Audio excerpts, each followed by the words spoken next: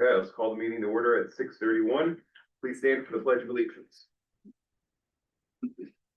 I pledge allegiance to the flag of the United States of America, and to the republic, one nation, under God, indivisible, with liberty and justice for all. Okay, roll call. Molly, what start us off? Molly Smith, Olivia McGrath, Debbie Sherman, Mike Huson. Vinnie Cannadella. Stacy Randolph Henry, 200, Karen Delfino, Robert Farr. Okay, do we have any amendments? Hearing none.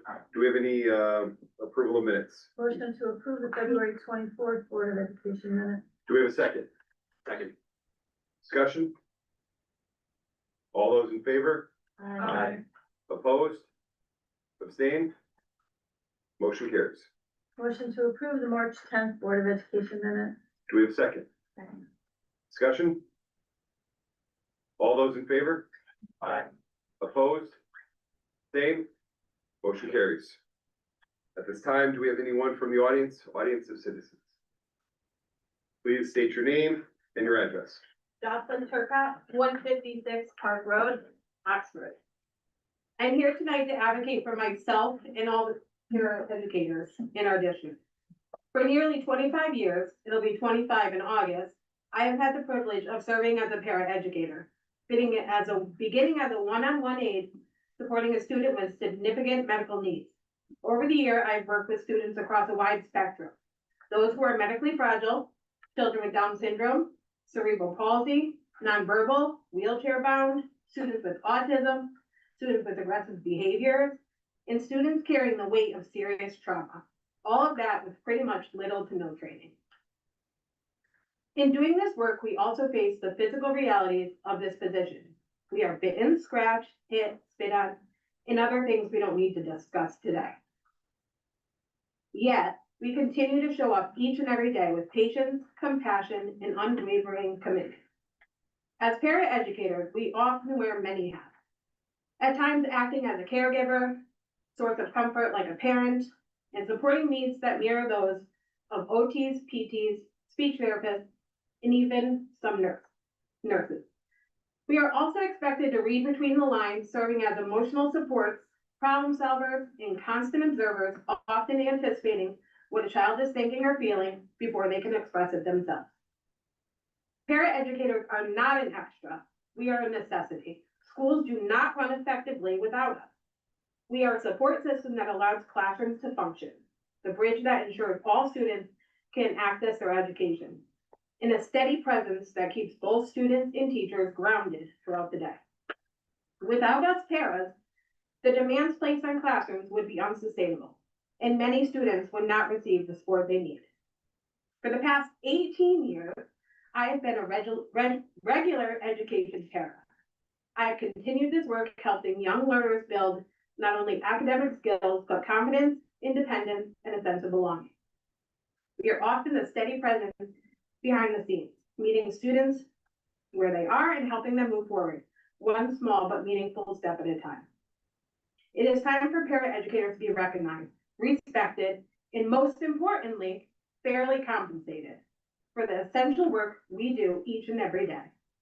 Our impact is immeasurable, our responsibilities are vast, and our presence is critical. Investing in paraeducators is not optional. It's necessary for the success of the students, the classroom, and our entire school community. Thank you.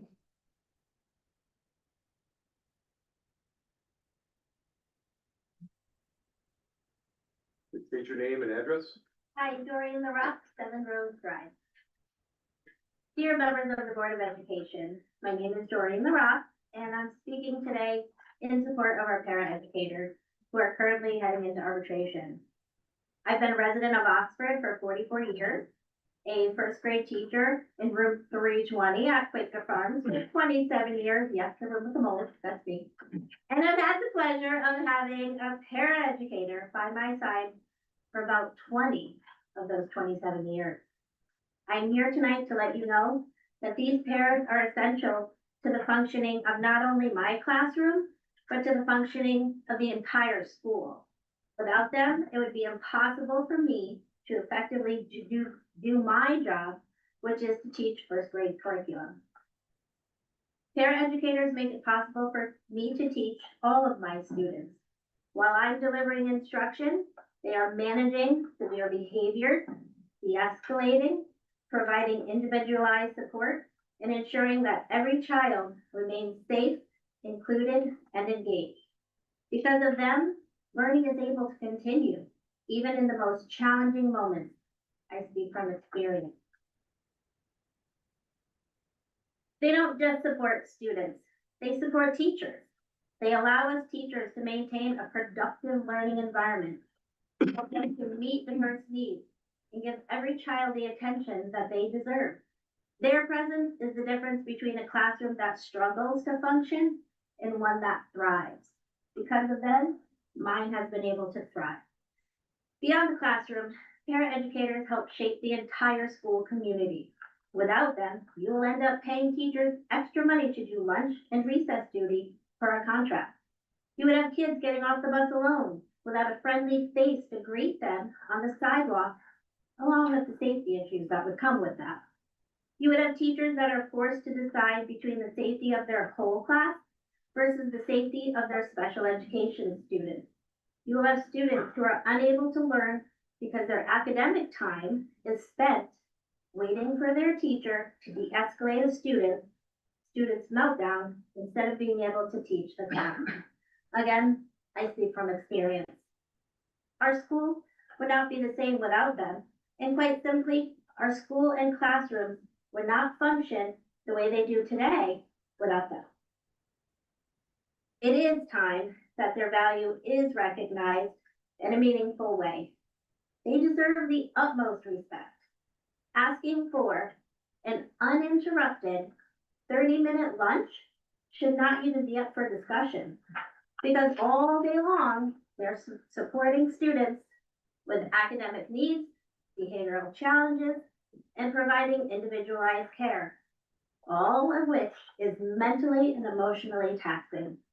Sitting to eat and compose yourself for 30 minutes should be an expectation, not a gift.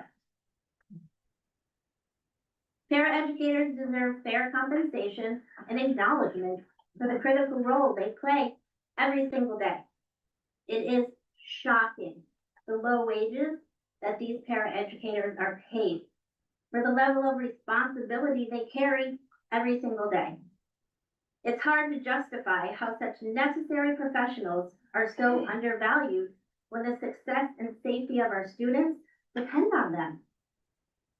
So, I urge you to carefully consider the far-reaching impact that your decisions will have as you negotiate their contracts. These decisions not only affect the paraeducators and their families themselves, but also the students who rely on their support, the teachers who depend on their partnership, and the overall stability of our schools.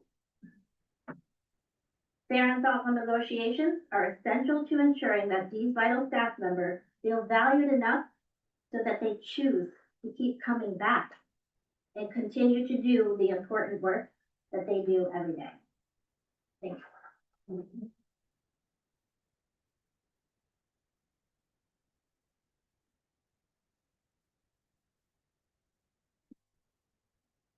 Anyone else for audience of citizens?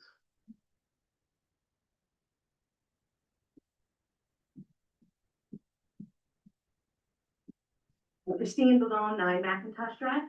Good evening, board members. So I'm here to discuss the RFP for counseling that you guys are considering.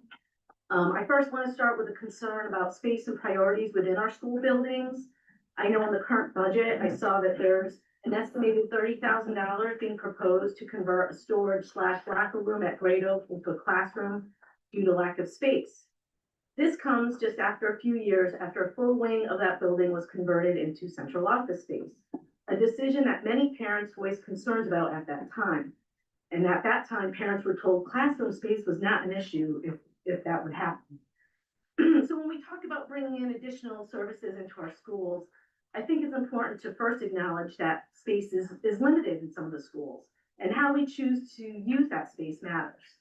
With that in mind, I'd like to follow up on the discussion from the last Board of Ed meeting regarding the proposed RFP for school-based counseling services. At that meeting, we heard about the previous 3-year grant from school administrators. That prior program was very specific, grant-funded initiative which focused on vaping and substance abuse prevention for students in grades 6 through 12. It involved 2 social workers who split time between the middle school and the high school, and the services were limited by the scope and requirements specific to that grant. And again, 3 years ago, I attended the Board of Ed meetings where this was discussed, and there was a huge problem with vaping at OMF in high school at the time, so a lot of parents were in support of this. What we also learned last week was that the program was utilized by a total of 7 students last year. So I think it's important to clarify that the comparison between the previous grant and what is being proposed is really not that accurate. It's really apples to oranges. This proposed RFP is something different. It would allow a private for-profit counseling provider to operate inside our schools on an ongoing basis, billing insurance for services while using our school space, which in the proposal was described as free of charge. But that space is truly not free. It is funded by taxpayers through the cost of maintaining, heating, cooling, and operating our school buildings. This is a public resource being used by a private business. So comparing a targeted limited grant program to an ongoing in-house model for a for-profit business does not fully reflect on what is being proposed. Giving obvious space constraints with some of our schools, the use of taxpayer-funded facilities, and the difference between these 2 programs, I would just ask the board to carefully consider whether this is the right comparison, and more importantly, whether this is the right direction before moving forward. Thank you.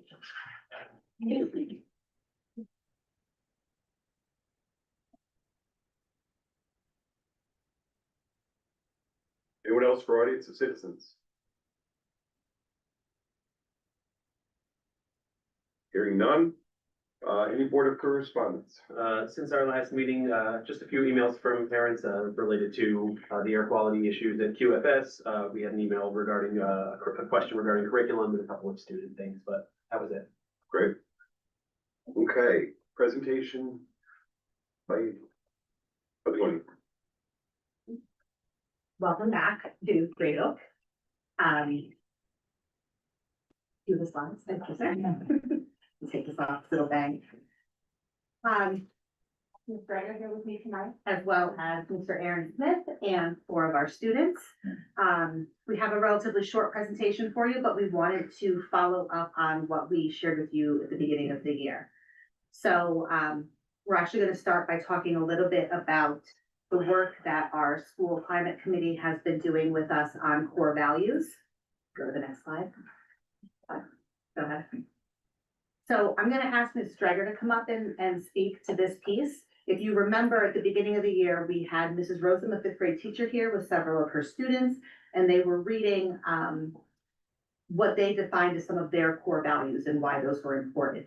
And that was kind of a takeoff of a staff core value activity that we had done at the beginning of the year. And so we've really taken that idea and expanded upon it through our school climate committee. So we would like to share some of that new information with you today. So I was very inspired by the students in Mrs. Rosen's class and some of the conversations that I was hearing amongst the staff. And it got me motivated to find out what would inspire our students. I wanted to get them involved in the process. What motivated them as learners? I wanted to explore how they wanted to be treated, how they wanted to treat others, and how they wanted to feel as a part of our school community in order to do their very best. So I met with every class in hopes to give a voice to all of the students of Great Oak. Students worked in partnerships, they worked in groups, and they discussed and captured in their own words what they should always be trying to do and strive to be, what they should try not to do, and then also how they wanted to feel when they were in the walls here of Great Oak. And what you're seeing is a representation of a compilation of all of what they had to say in their words, because I wanted it to be in the language that they were using. So you're seeing kind of like what I noticed across the board when I laid out all of the work from the third, fourth, and fifth graders, what they came up with. You can go to the next slide. And then from that, I developed a word cloud that would visually be a representation of their thoughts and feelings, as a reminder of how they want to feel when they're here. And so the words, if you're not familiar with word cloud, the ones that are larger are the ones that were repeated the most in the conversations or captured the most on the papers that I collected in the end. And I'm so happy to see things like chill. They should have their own words and their own language represented. And if that's how they want to express a calm, peaceful environment, then that's what should be represented. And so I'm very happy. And Mrs. Missett and I are working to create posters, stickers, somehow that we can get this now out and visible more than just the image, you know, on a computer screen. And we're working as a part of our next steps on that process. You can go to the next one. Okay. So then what we did was we figured there's more than just the staff and students that are a part of our school. So we wanted to get an idea from our families about their thoughts, what their core values were, what they were hoping for their students. And so we developed a survey that we sent out to our families. And although it was a little challenging, because I did have to then spend my time and go to Quaker, what I will say is that the partnership that we've been able to develop and the ability for us to work together and collaborate together is just made it such a collaborative effort. And I'm just proud of what we were able to do. And out of the simple 6-question kind of survey that was both open-ended and kind of like rating scales, we were really surprised at these 122 responses, about a third of our school. Those were individual responses, so that was really great. And it provided us with a lot of insight and great suggestions from the parent lens of how things are going at Great Oak. So I don't think any of the results are surprising. These are all things we want for our kids, right? But it was interesting to see parents could only choose 3. So it was interesting to see how it kind of played out and where some of the priorities lay. But then the other piece, and you can switch to the next slide, came from some of the open-ended responses. And there are a lot of ways that we can go with this information. And we actually have our next school climate committee meeting coming up at the beginning of April. And that includes not just us, but staff members from all different groups, teachers, paras, office, as well as parents that have joined that committee. And through this process, we said, we're getting some buy-in on this core value idea. And it really leads into what is the vision, what is the mission for us as a school. And so, this work will continue. But this feedback was affirming some of the stuff that we already knew, but it was also, some information that we may not have thought of. But parents talked about communication. And a lot of what was said kind of mirrored what we heard in the district's communication survey. As far as academics and enrichment, you saw academic achievement as, one of the top priorities of parents. Makes sense. That's what we are here for, along with the other pieces. But parents did speak to wanting to see enrichment and challenge opportunities. And that is something that we talk about as a staff. How can we provide more of those opportunities to celebrate what kids are learning and to feed into their strengths and provide them with things that they're passionate about, whether or not that's science or art or music or STEM, any of those things. Habits of mind and behavior, parents do want the school to partner with them to help provide strategies and consistent language, not take over the role of parenting, but be able to talk to kids about problem solving and conflict resolution and what it means to persevere and be responsible and be respectful. And a lot of the words that we saw parents pull out of that survey are things that kids highlighted too, just maybe in slightly different language. And they want their kids to feel safe and feel like we have solid behavior plans in place. And finally, another piece that came out was kind of this appreciation of seeing kids as individuals and looking at the whole child and trying to provide programs that will help every child succeed, along with being kind and compassionate and wanting to come to school. So it was nice to hear some of that positive feedback, and the things that parents are feeling, as well as the areas that they would like to see more happen in. So this was great information for us to gather. And I think our big kind of push as a group is, it's easy to have a mission or a vision statement that lives on your website or lives on a poster somewhere. We are hoping that by creating these images versus kind of a long paragraph form is that it becomes more of our everyday culture. It can hang on the walls just like our Hawks acronym can. So hopefully more to come on this, but it was really great to partner with Karen and our school climate committee to feel like we really heard from all stakeholders and how we can move forward to improve goals through that lens. Any questions about this piece? Okay, so at this time, I would like to,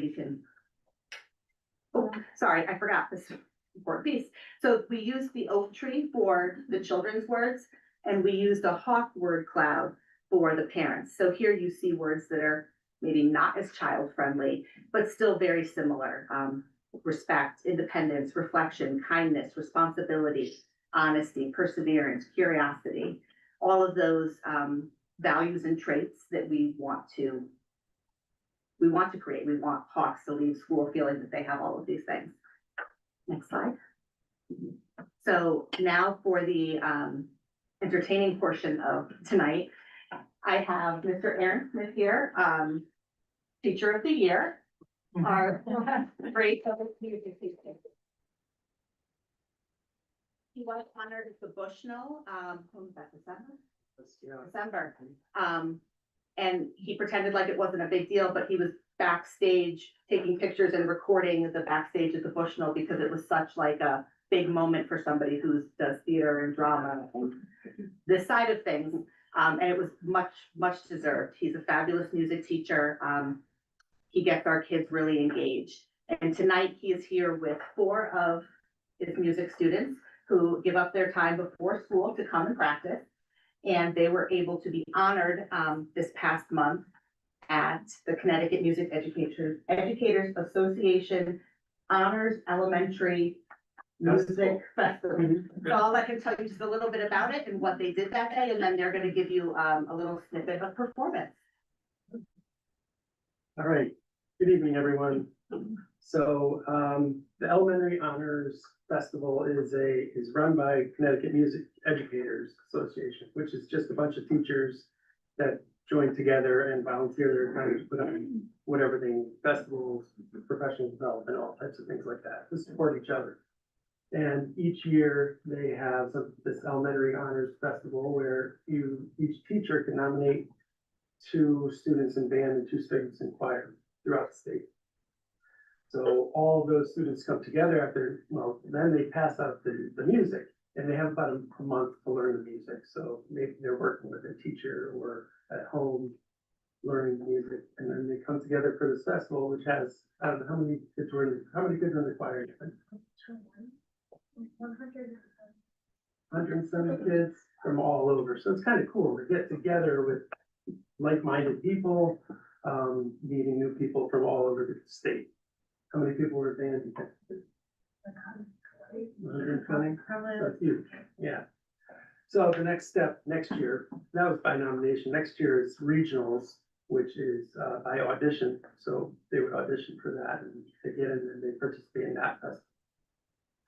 I think that's it. Yeah. All right. Let's have the singers first.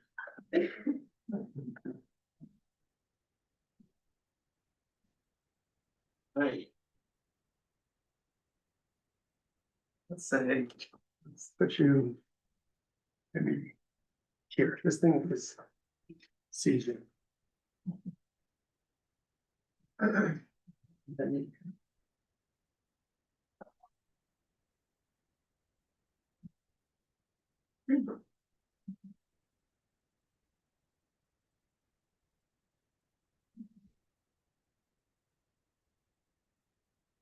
ready?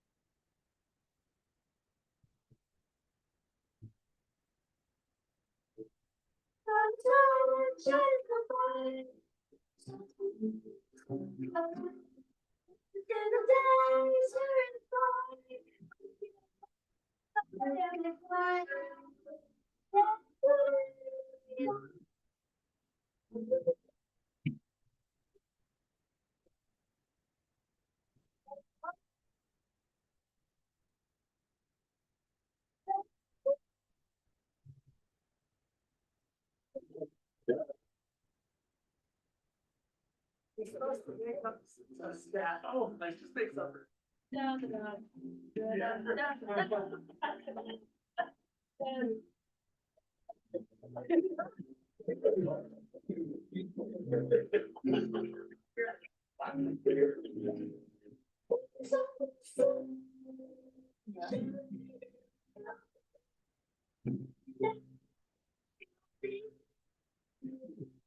Felt so right. Wanna sing that day. So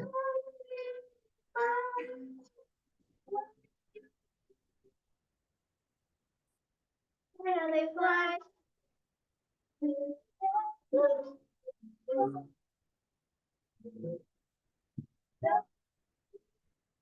Yeah.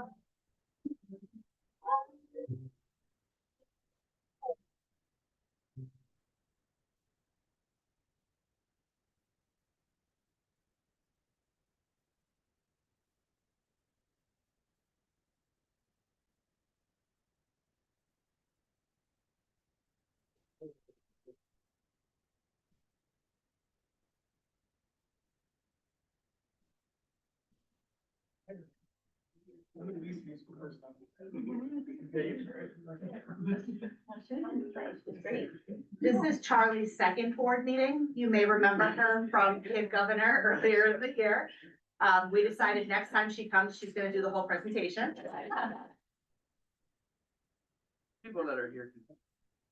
Yeah, I don't think you're ready for out here.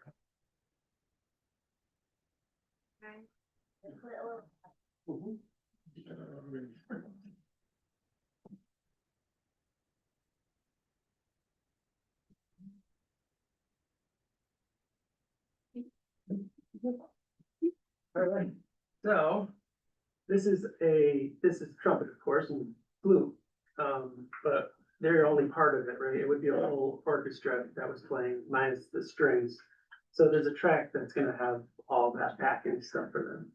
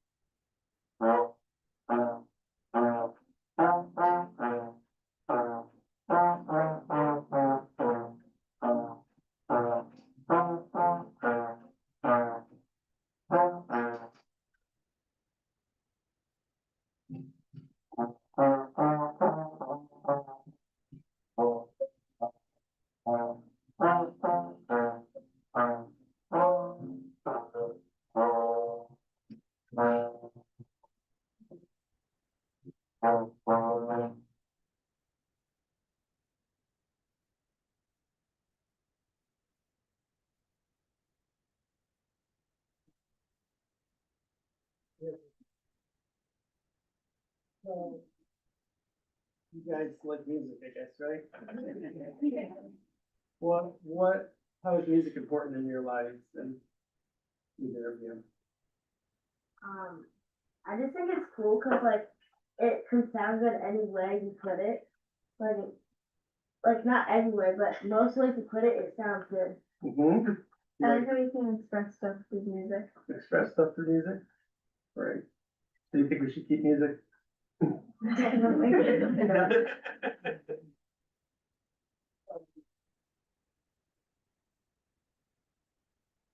make it look so easy, but I know it's not. I also know when I was your age, I was not enough and performed like this with a lot of adults. So you are super brave as well. So thank you guys for coming tonight. Can we give the one more round of applause?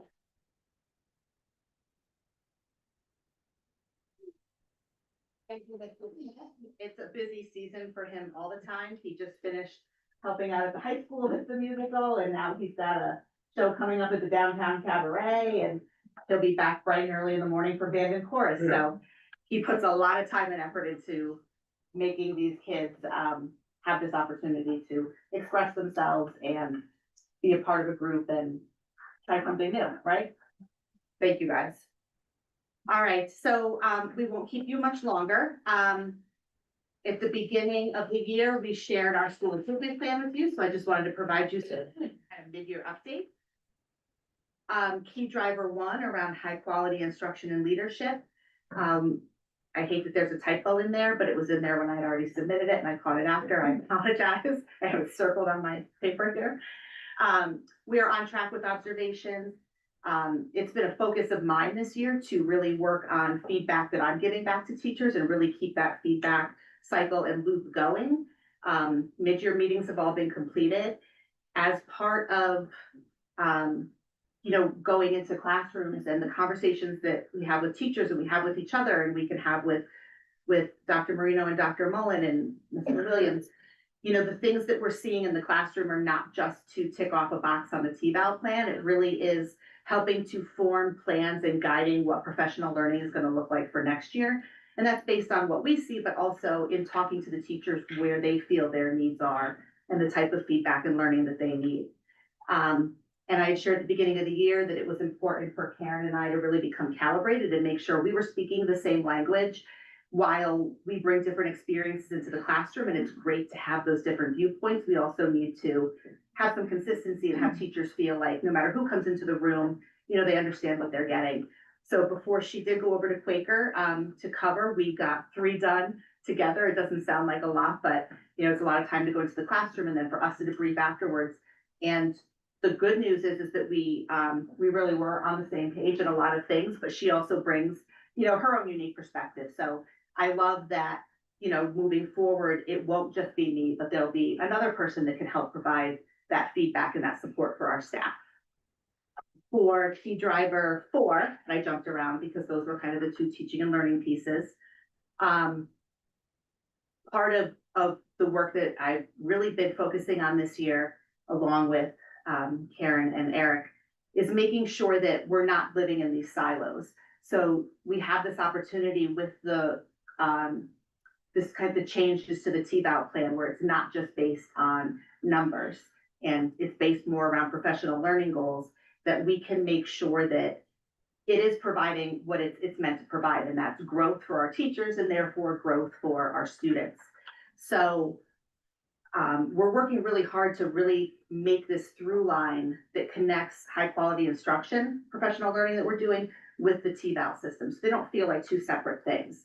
So we've had some really successful collaboration time with staff around beginning of the year and middle of the year, where they are sharing out what their goals are. They're talking about what strategies they're working on, what's working, what's not working. Hey, I tried this. Do you want to come see it? That's why I put the PD next door there. That's what we were starting to kind of talk about and hear teachers say, oh, I stopped in so-and-so's room today and they were doing this great thing and I want to learn more about it. There's a lot of expertise in the building, but you don't know things that you don't know. And then you walk into somebody else's classroom and all of a sudden it's like, oh, that's a great idea.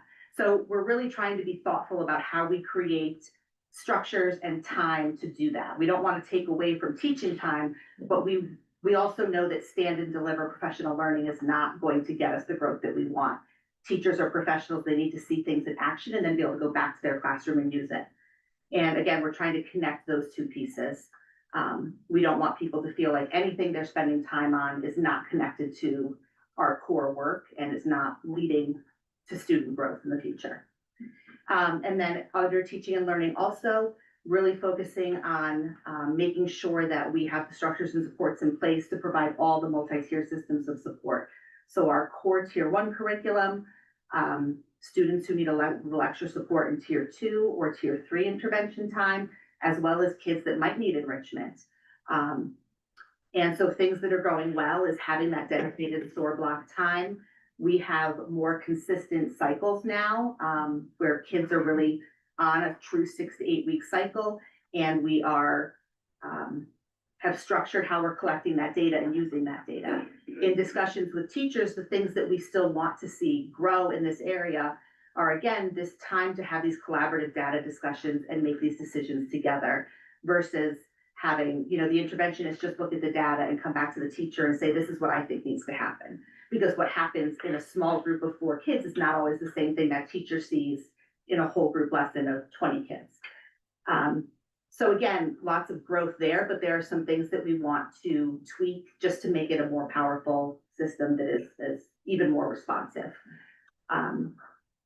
Key driver number 2, you heard us earlier talk a lot about school climate. Initially, this was kind of some scary stuff that was coming out from the state in terms of what these new definitions meant and the new paperwork was going to mean. And I'll be honest, I personally was also a little nervous about this new school climate committee and a plan. And is it going to be one more thing that you have to fill out? But I will say it's been a very positive piece of it. Having that dedicated time for us to talk with a wide array of staff as well as parent participation, it really is forcing us to focus back on some of those things and you know, really hear what other people are saying and get that feedback. It's been an enjoyable thing this year, I'm happy to say. We have that meeting coming up in April. We are doing some discussions around some possible parent book clubs, teacher book clubs, as well as how we want to use this information to move forward. And also, we do have a family night that'll be coming up in the spring, a prismatic laser show that for this show, it's going to focus, it's called Star Spangled Spectacular. So we thought that would fit nicely with this being the 250th anniversary of the signing of Declaration of Independence this summer. But the committee also had some other ideas for things that might make great family nights, including, you know, some shows that focus on all different holiday traditions, things like that. Unfortunately, a lot of those shows book out very early, so we're going to book now for next year with the committee's feedback so that we can have some more opportunities for families to just come out and have a good time. And then I did not update anything on the slides for key driver 3 or 5, but I'll just speak briefly to them.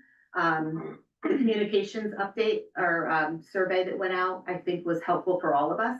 It's nice to hear that parents appreciate our newsletters, but also to see what areas we can improve on. So we're very excited to see what comes out of that. We have a fabulous PTO group that we're working with right now. I mean, the PTO has been great as long as I've been here. But this new group is really taking on, like, we want to try new things, and they're going all out, and it's been a lot of fun to work with them too. And yeah, I think that this is an area that obviously the district wants to grow in, and we will grow right along with it. And the last one, key driver 5. I know that there's an item on the agenda tonight, and for work it goes. That would be more of a flex space type of thing, but that frees up rooms up here that become classroom space and gives us some flexibility moving forward, depending on how these kind of larger groups of students come through. The community garden. The gardening club is our largest club in the school. Up until the spring, we only had 4th and 5th graders because of the numbers. Now that it'll be spring and they'll be able to be outdoors again, they are going to let 3rd grade in. PTO actually just helped buy some things for the garden because it's such a popular club, and there really is a lot of cleanup to do back there in the spring. If you look down the hallway, you'll see a lot of their seedlings growing, with their big, you're on camera, do not touch sign. The kids are very serious about that and they watch people. And finally, again, is just future readying our schools. I spoke before about how impactful having the K-5 literacy coach has been. And I'm hoping, I know you guys approved it, so hoping of all hopes that we're able to replicate that model with math and STEM. Because that really does then help tie in that through line. You have a dedicated person who's working with teachers and with administration and looking at student data to make sure that the things that we think are working. And then there's somebody that has that dedicated time to go into classrooms and model for teachers and show them how to use new assessments or try a new instructional strategy without pulling away from somebody that has to leave their classroom to do that piece of it. Just a real quick example, today I was walking around with my iPad, I was doing some observations, and our math interventionist, who also does some data work and really supports teachers because he is the math expert in the building, was doing a lesson in a third grade classroom right next door. And the teacher really was there as observer, and she was walking around seeing the task he had created, and the kids had to match the expression with the visual model with a word problem. So it was really getting to that higher level of, do they understand the concept? Can they match all those pieces together? And when I talked to the teacher afterwards, I said, what did you take away from this? And she said, oh my God, it was so great. I just got to sit back and listen to the kids talk in their groups and see what they were doing. And now I know this group of kids, I need to go back and do some basic work because they couldn't match the math model. But this group of kids nailed it, and I need to do some enrichment for them. And it sounds like such a simple thing, but she saw him use strategies that she hadn't thought of. And it also gave her kind of like took that cognitive load off of trying to teach the lesson and watch everything happening and being able to sit back and observe. And so it was very eye-opening for her, and that helps move her practice forward. And that's just one small example of what, you know, having these types of coaches can do. And then they also help bridge that gap, K through 5 or even into the middle school. Because thank goodness we have Karen now, but she's still only one person and can't always be the only bridge too. So that's our mid-year update, and I'm happy to answer any questions that you may have. I had a question on the key driver number 4, when you say create opportunities for collaborative professional learning, what's boy and Maury? Oh, sorry, beginning of the year and middle of the year conferences. So the district sets aside time for teachers to work on kind of the stuff they have to put into our evaluation system.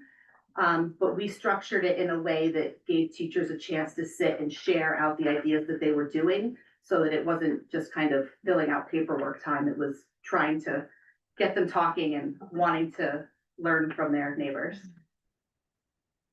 And do they set their own goals at like beginning of year and then they check? Yeah, so under our new evaluation plan, they're mutually agreed upon goals, but there's a lot of flexibility. It's really about the teacher saying, you know, this is an area that I think that if I improve my practice in, I'll see better student achievement.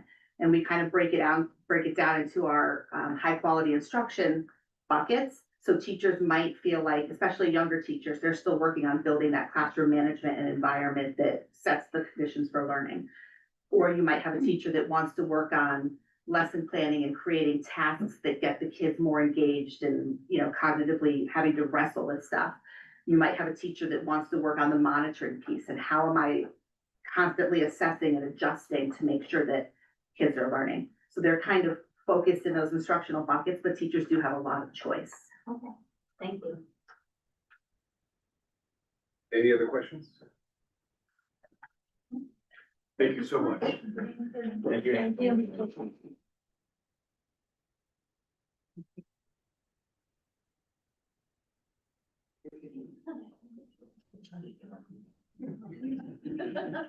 And for anyone who's here for the kids presentation, if you want to take a minute and head out, or you could hang out and enjoy the rest of the board meeting with us. Nobody's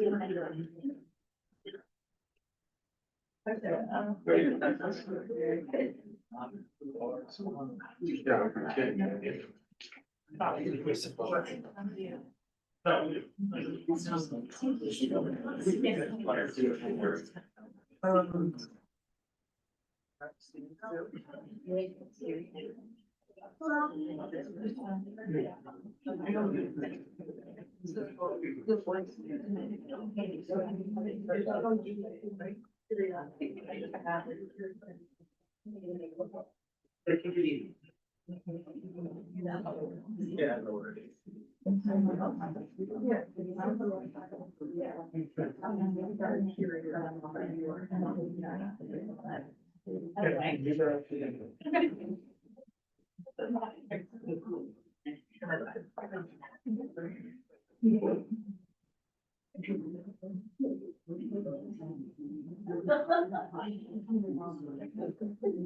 Thank you, Aaron.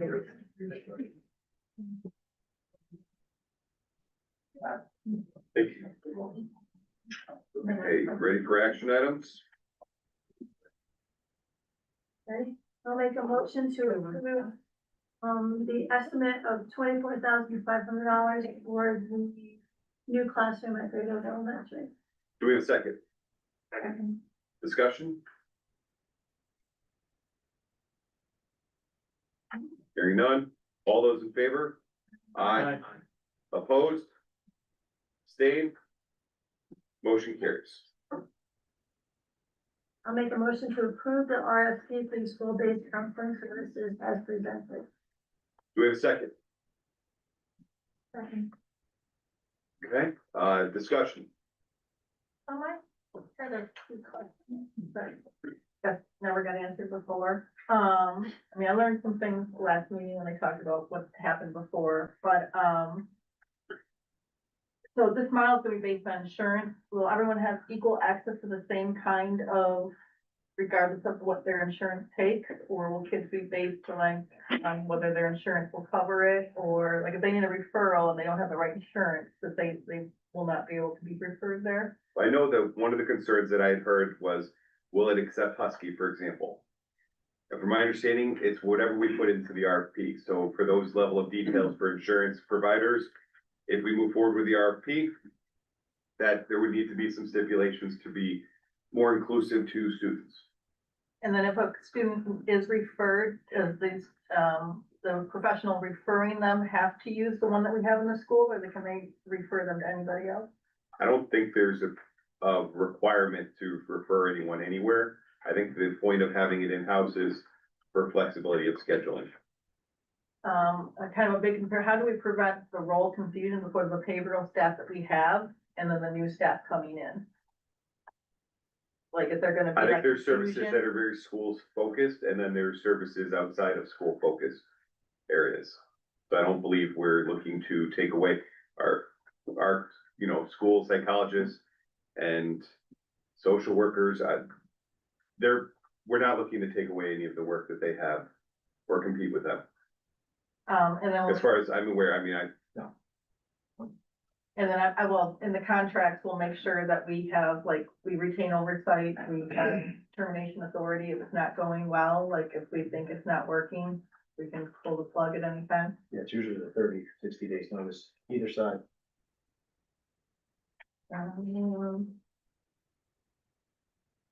Okay, thank you. any other discussion?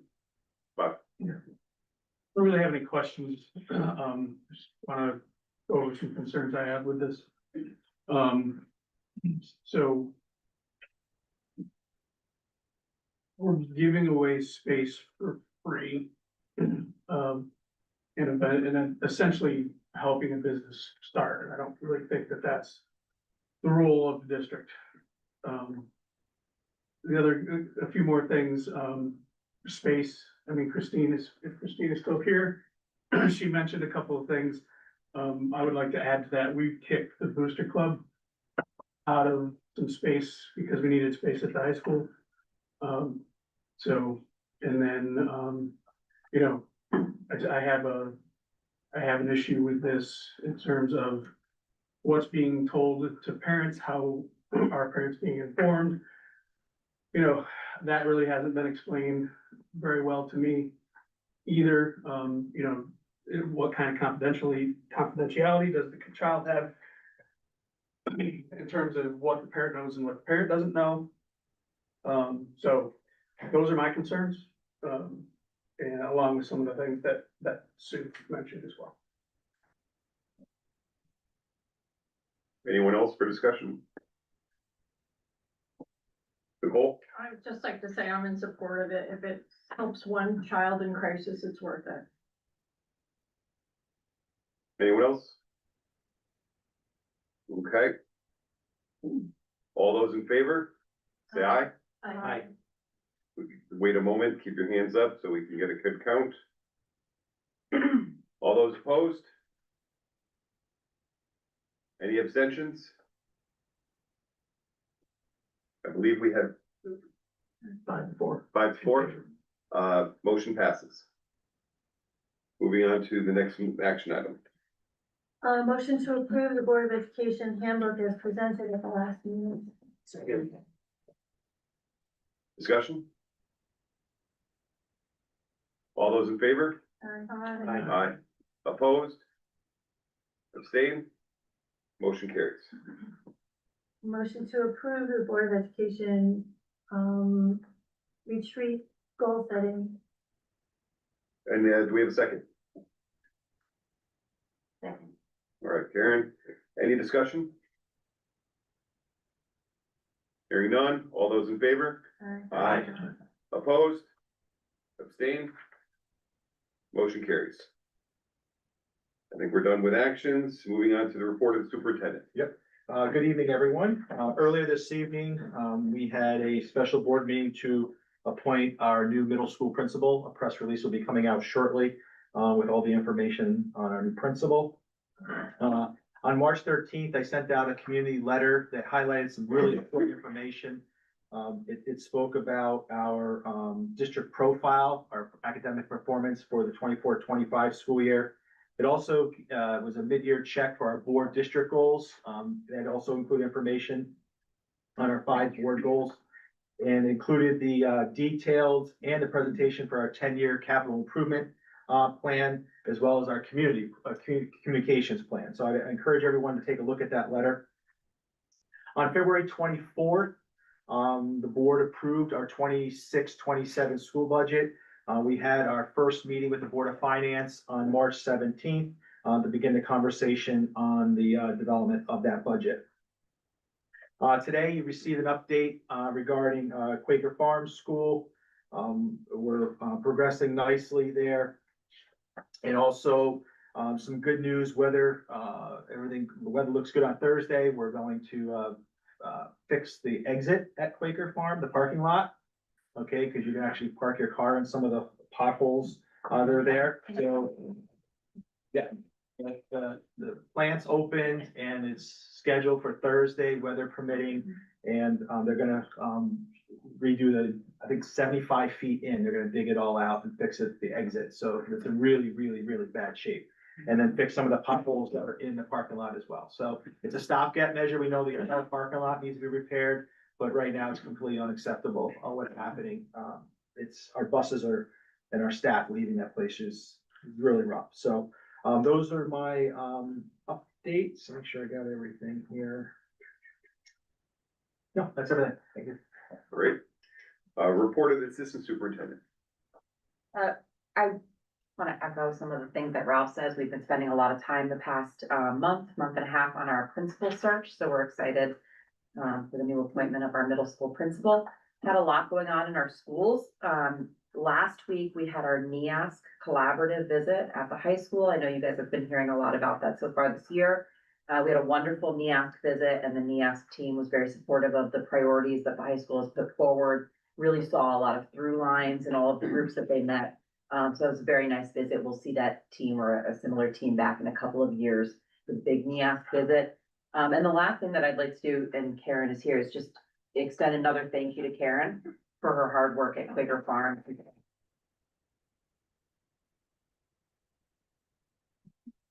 She's done an extraordinary job and certainly stepped into a position that she didn't initially sign up for. So she has our A lot of new items on my bingo card. deepest gratitude. We Thank you appreciate very much. I know. And now you have her back, but we appreciate you, Karen. Thank you. Great. Report of the chair. So I want to start off and say that recently the board met with the Board of Finance. We gave our presentation of our budget. of what we're trying to accomplish for the town, for the community, for the district. We work really hard. We spend a good amount of time every year working on our budget.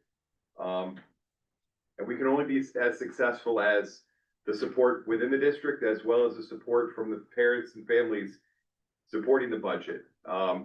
We work very hard on our operational side to make sure we can fund all the staff, all the resources, everything we can provide for our students. You know, we're as a board, we don't get paid, but we work diligently to make sure that we have what we need to provide for our students. So I want to thank the board. There's many board of the finance subcommittee that works tirelessly, but the whole board as a whole represented very well during that presentation and in, the board meetings as we've gone through the budget. We work really hard to make sure that this is the Board of Ed budget. It really is. Once we adopt it, it becomes ours as we push forward and make sure that we get the funding that our kids need, that we work really hard for. I want to call out a few events that happened in the month of March. So on March 7th, the district hosted the weightlifting competition for, I guess you'd say, the Valley. Most of the state was invited. Oxford competed and came in third. And it's very impressive because our boys, we don't let seniors lift. It's meant to be football players that are preparing for their next season. And so you have freshmen, sophomore, and juniors. We even had freshmen that had worked so hard that they were representing in different weight classes. So we had 2 freshmen lifting, many sophomores and many juniors. And we beat out big times teams like Naugatuck. We beat Woodland, and those schools lifted seniors. And there's a big difference between a 16 and 17-year-old and 17 and 18-year-olds. So we're very proud of the boys and the effort they put in this off season. I believe it was March 14th, we had the Girl Scout cookie drive where we gave out cookies. We didn't give them out. We were distributing them to the Girl Scout troops. We had multiple tractor trailer loads to unload. People really like their Thin Mints and their Samoas. That's what I learned, that out of all those, I think we had one troop sold over 350 Samoas. So we like our Samoas, I guess, in Connecticut. But just going on the HVAC, I'd like to commend Dr. Marino and his staff for working tirelessly on the effort of making sure that we dot our I's, we do what's best for kids. And that school's, I thought the numbers were looking great today. It's always dependent on the weather, but our ERVs are coming online and it's a very exciting time for Quaker. So I believe one of the health department members has a child in the community in Quaker. And I believe he expressed it something like, we have some of the best air quality in the state for our students. And we really do care, and the effort is there. So at this time, moving on to the student rep. Okay. I know I came in a little late, so you don't know my name. My name is Kayla Hussein. And my report, I wanted to start off with the NEASC. She mentioned the NEASC a bit ago. The teachers have been speaking fondly of it. They said that they've been learning a lot and they've already been incorporating skills into their teaching. So that's really good to hear because I've been attending the meetings and hearing about it, and seeing that go into immediate effect is eye-opening. It's reassuring. So that's amazing. The spring sports have officially started. Track has been starting up, softball, baseball, that's been starting at OHS. We just had the musical. Maybe some of you came to it. It was wonderful. It was led by Miss Marquardt Smith and Miss Collins. Aaron Smith was also there. He's not here anymore, but he's here in spirit. He was there. He did a phenomenal job. They all did a phenomenal job. I was in the musical and all the girls were amazing. The environment was great. Just an amazing group to be a part of. So that was wonderful. There was overwhelmingly positive reviews from what I've heard and just from what Miss Smith, Miss Collins have been talking about. There's an Italian field trip tomorrow, so that's awesome. And then there's an English field trip the next day to a playhouse. We're gonna see Death of the Salesman. And then lastly, Best Buddies Club and Hope Club are coming together for funding group activities. We're making bracelets for other schools, just more community bonding activities. And we're having 2 different clubs who are both led by Amanda Myers. She's amazing. She's been organizing these clubs and bringing people together very well. So that's been coming together. We've been raising funds and we're building a better community at Oxford. So it's all going very well, I'd say. Thank you, Ken. Okay, at this time, board committee reports. I'll start us off with facilities. Our next meeting is, we meet basically monthly on the second Monday of the month. So April 13th at 5:15, it's virtual. As just we're discussing from the last meeting, we've had athletically, we're getting our fields ready for spring sports. I guess winter sports have kind of transitioned out and we're working towards getting our fields ready. So that's exciting time. It's nice to have the snow off the ground. You know, we're looking forward to seeing what we can do in the short period of time between when winter ends and spring begins. But from IT, we have a couple IT projects that we're looking to work on. I think we were able to finally purchase the network equipment from the capital project, so that was very exciting. And the Wi-Fi 7 that we talked over heavily, ended up being what we ended up getting. So I guess they discontinued 6E. So we got a bargain without having to pay extra. So yeah, things are going well. And as I already identified, Quakers, the ERVs are coming online soon and it's exciting times. So curriculum, how are we doing? Good, we had a meeting on March 19th. We talked about the CEP and the life skills classroom. CEP is the 18 to 21 and life skills is at the high school. They received a grant in the amount of $20,513 to purchase equipment for the life skills department. Stoves, refrigerators, shredders, things that the kids can kind of get used to doing regular work. And we had it here, it kind of went off, but. So they're gonna be putting in islands and cabinets and some electrical work. Linda's worked closely with Mike and Gino to make this successful. So the grant was for $20,513 and our quote was $20,414. So we just made it in there. So there was that. We had the mid-year Dibbles data review, which a 3-year trend, Eric, correct me if I'm wrong, shows growth, and that phonetic awareness has increased and first grade fluency has significantly increased. SAT prep, we talked about trying to get the kids some SAT prep. We kind of were a little slower in getting a program moving, so that will be something that we absolutely get going next year. PSAT data with the students, the okay. And working with Khan Academy. Capstone update. Capstone proposals were due on the 19th. And Capstone is not a graduation requirement any longer, but we do have 50 students who at that point had signed up. Some of the programs that they've chosen are NICU nurse, speech pathologist, dental hygienist, working at RBC, Bearings, accounting at Penske. So the kids came up with some really great programs to do for the capstone. The communication audit and plan we talked about, because a lot of that is contingent on budget.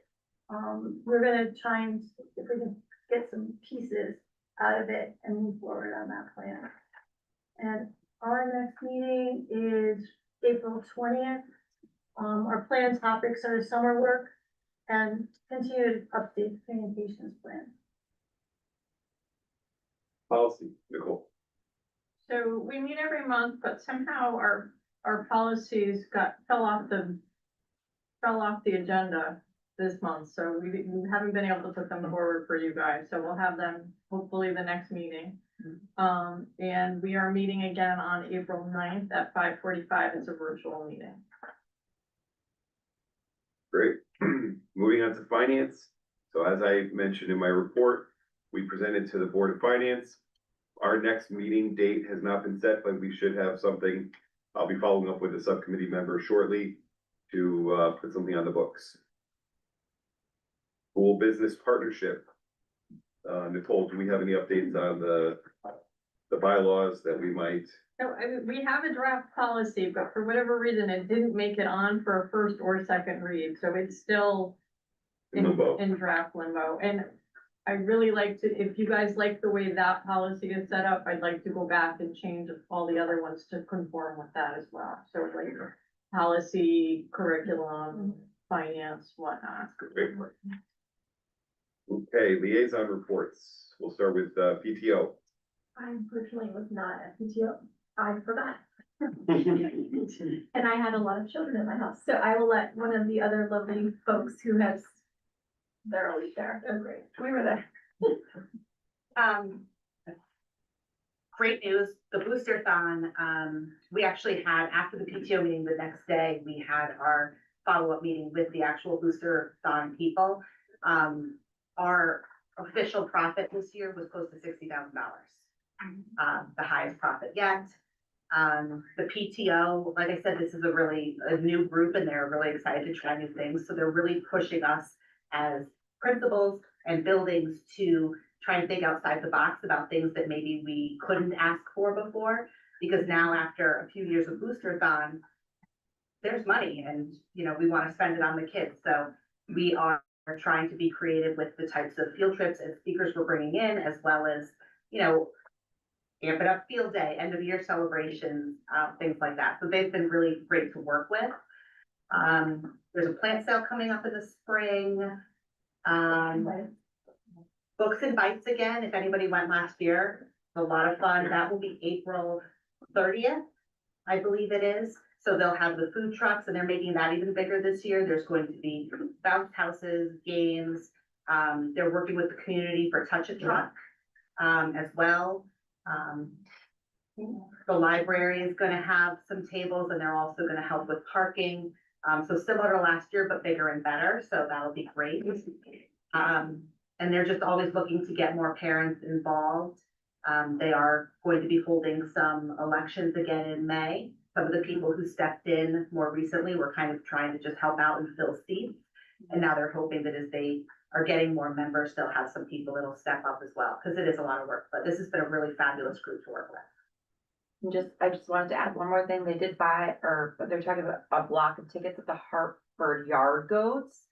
That's gonna be on Sunday, May 17th. So it'll be like Oxford goes to the Yard Goats. And so, I just, got the flyer from that. So that'll go out to principals, this week for newsletters. So everybody will get more information about how to purchase, those tickets if you wanna join Yard Goats.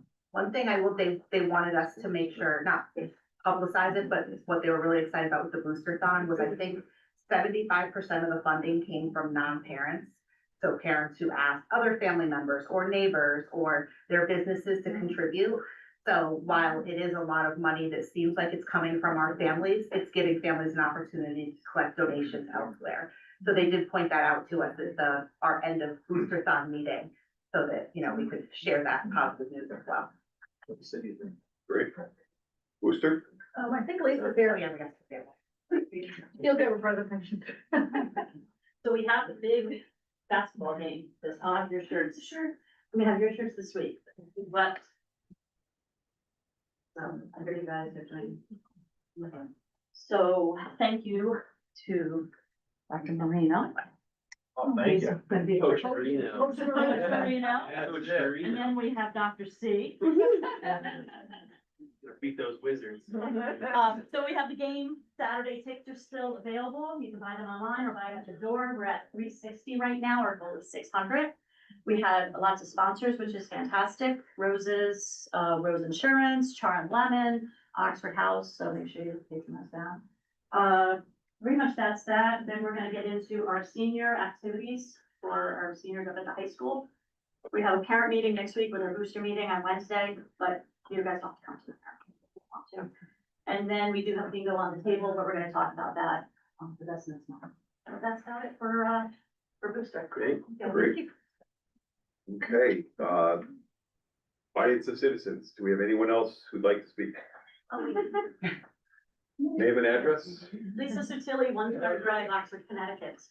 I just want to speak on behalf, I heard you mention about what's going on in football, because you are an assistant coach. So I Yes. wanted to bring up that not only did they do well, but our Oxford High School cheerleaders took first place at states a couple weeks ago out of 18 teams, I believe. And they also placed second in regionals, which was this past weekend, out of 8 teams. So there is, also the play went on this weekend, and that was fantastic. I didn't get to go, I had things going on, but the feedback that was going on and everything was really good. And I believe they sold out I don't know what Friday is. Friday night, so they were close to, but the flips looked amazing, so there is a lot happening up there with other groups.